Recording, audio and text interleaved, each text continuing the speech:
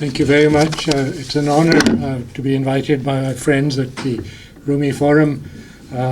When I was director of the South Asia Center at the Atlantic Council, we collaborated quite often with the Rumi Forum, and it's always been a great pleasure to be at your functions. And I'm particularly grateful now that I have my new role as a distinguished fellow and I don't go to DC, that you chose to have this session in Virginia.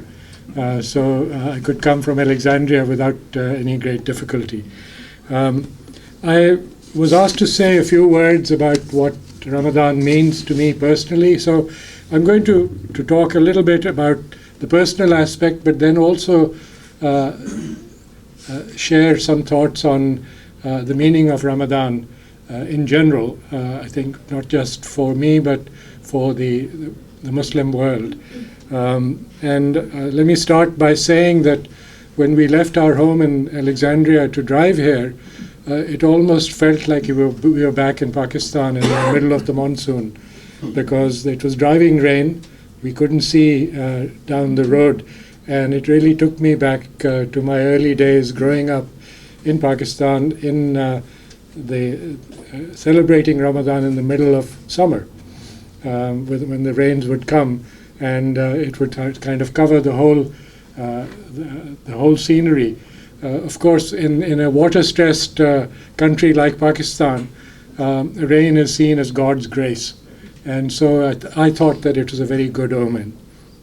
My own personal memories of Ramadan go back to early childhood, waking up early in the morning for Sahri, and then, of course, waiting for the sirens or the cannon shots in the early days for Iftar. But Ramadan in Pakistan, and particularly when one was growing up, was very different from Ramadan in Pakistan today, or even in the United States. And so there's been a tremendous change. There's tremendous support from friends and family and society when you observe Ramadan in a Muslim country. When you're not in a Muslim country, it becomes a true test of your faith. It becomes a true test in many ways, because our friends who are not Muslims assume so many things about you. On the lighter side, when I was heading a division at the IMF, responsible for training of government officials, I used to lose a lot of sleep during Ramadan. So at the end of the 30 days, I was in sleep deficit. And so sometimes I used to try and take advantage at lunchtime to see if I could shut the door and maybe just take 20 winks or whatever on the sofa.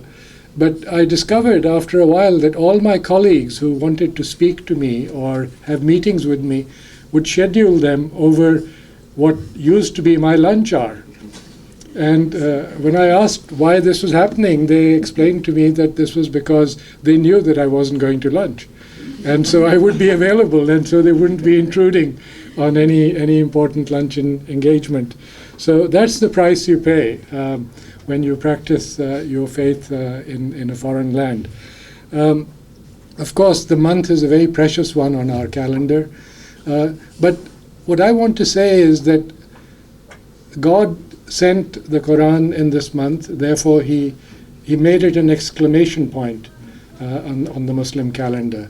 But this does not mean that all the things that God suggested that we do in this month should only be confined to this month. And I think that is probably a lesson that I would pass on to my children and my grandchildren, and that we should pass on to others, because fasting particularly was something that was not unique to Islam.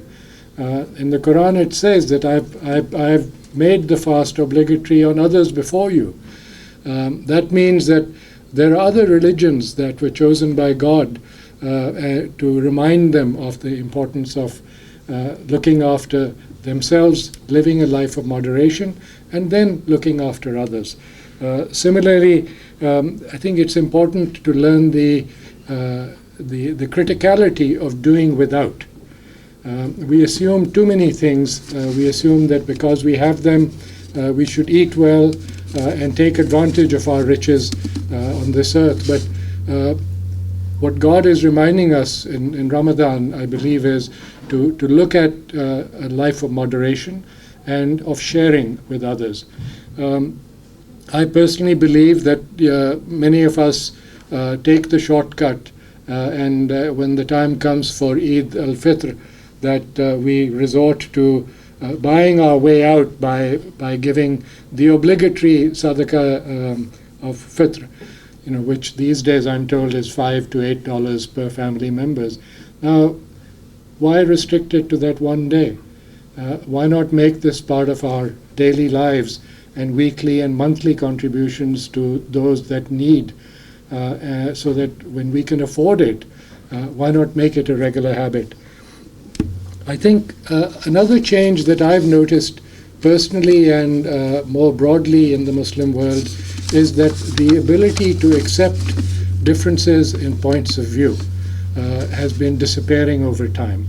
There is somehow a desire not to compromise and not to recognize when others have a different way of observing religion. Enforcement of religion is not religion as I understand it, and as I grew up with Islam in Pakistan. It is not the business of the state to impose religion. It's not the business of your fellow citizens, in my view, to impose religion on you. It's a contract between you and Allah, and there is and shouldn't be any other constraint or obstacle in between this relationship, in my view. Now, this may not accord with the views of some of you sitting here, and I treat your views with respect, but I believe that it's important for Muslims to recognize their own link with God much more than relying on official diktat to observe Islam, and to follow the ritual rather than the real meaning of Islam, as the Prophet, peace be upon him, wanted us to follow. So the questions that I raise for myself, and I hope others will raise during this holy month, are what kind of world do we want to create for ourselves, for the Muslims, for our children, for our grandchildren? Should it be one in which we are looking to create Jamhuriyat or democracy, not as a borrowed concept, but as something which is inherent and intrinsic to Islamic society? Or should we be accepting self-proclaimed caliphates or kingships or rulers that impose their will on us in the name of God, and by creating a national structure and administration that gives them the power to impose their will? I think it is incumbent upon all Muslims, and I consider myself equally engaged in this fight, to try and speak up for the individual and the right to observe religion the way you believe it should be observed and how you interpret it from the Quran. So I want to thank my friends at the Rumi Forum again for inviting me, and I'm not an Islamic scholar. I don't pretend to be one, but I thought I would share my personal views with you. Thank you very much.